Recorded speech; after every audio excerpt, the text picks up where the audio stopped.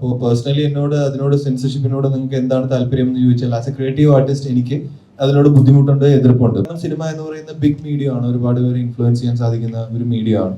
അപ്പോൾ അതുകൊണ്ട് തന്നെ അതിനെ നെഗറ്റീവായിട്ടും എങ്ങനെ വേണമെങ്കിലും നമുക്ക് ഉപയോഗിക്കാം. നമ്മൾ ഒരുപാട് പ്രൊപ്പഗണ്ട സിനിമകൾ കാണുന്നുള്ള ആളുകളാണ്. ഞാൻ ചെയ്യുന്ന സിനിമയോട് കത്തി വെക്കുക എന്ന് പറയുന്നത്. പക്ഷേ ഞാൻ ആ സിനിമ പുറത്തിറങ്ങിയതിന് ശേഷം ആ പ്രൊഡക്റ്റ് കൊണ്ട് ഒരുപാട് പേർക്ക് ബുദ്ധിമുട്ടുണ്ടാകുന്നു, അല്ലെങ്കിൽ എന്താ പറയുക, ഒരു ഗവൺമെന്റിന്റെ നിയമപരിധിക്കുള്ളിൽ വരുന്ന ഒരുപാട് കാര്യങ്ങൾ എതിർ ദിശയിൽ സംഭവിക്കുന്നു എന്നുണ്ടെങ്കിൽ ഉറപ്പായിട്ടും അത് കൺട്രോൾ ചെയ്യുക എന്ന് പറയുന്നത് ഗവൺമെന്റിന്റെ ഉത്തരവാദിത്തമാണ്.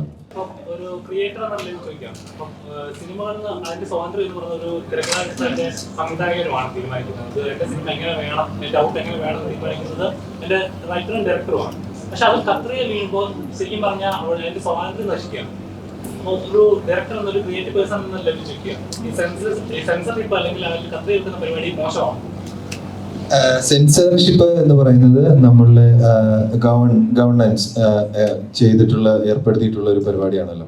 അപ്പൊ അവരൊരു കാര്യം ചെയ്യുമ്പോൾ എന്ന് പറയുമ്പോൾ നമുക്ക് എന്തെങ്കിലും അതിനൊരു നല്ല കാര്യം ഉണ്ടാവും, ചീത്തവശങ്ങളുണ്ടാവും. അതുപോലെ തന്നെ സെൻസർഷിപ്പ് എന്ന് പറയുന്ന ആ ഒരു പ്രക്രിയക്ക് ഞാനൊരു ക്രിയേറ്റീവ് ആർട്ടിസ്റ്റ് ആണ്. ഞാൻ ക്രിയേറ്റീവായിട്ട് സിനിമകൾ ഉണ്ടാക്കുന്ന ആളാണ്. അപ്പോൾ പേഴ്സണലി എന്നോട് അതിനോട് സെൻസർഷിപ്പിനോട് നിങ്ങൾക്ക് എന്താണ് താല്പര്യം എന്ന് ചോദിച്ചാൽ ആസ് എ ക്രിയേറ്റീവ് ആർട്ടിസ്റ്റ് എനിക്ക് അതിനോട് ബുദ്ധിമുട്ടുണ്ട്, എതിർപ്പുണ്ട്. പക്ഷേ ഒരു ഇന്ത്യൻ നാഷണലിസ്റ്റ് അല്ലെങ്കിൽ ഒരു പൗരൻ എന്നുള്ള രീതിയിൽ ഞാൻ അത് ചിന്തിപ്പിക്കുമ്പോൾ ഉറപ്പായിട്ടും സെൻസർഷിപ്പ് വേണം എന്ന് തന്നെയാണ് ഞാൻ പറയുക. കാരണം നല്ല രീതിയിൽ, അത് മോശമാവാനോ ഒരാളുടെ ജോലി ഉപദ്രവിക്കാനോ ഉള്ള രീതിയിലല്ല. കാരണം സിനിമ എന്ന് പറയുന്ന ബിഗ് മീഡിയ ആണ്, ഒരുപാട് പേര് ഇൻഫ്ലുവൻസ് ചെയ്യാൻ സാധിക്കുന്ന ഒരു മീഡിയ ആണ്.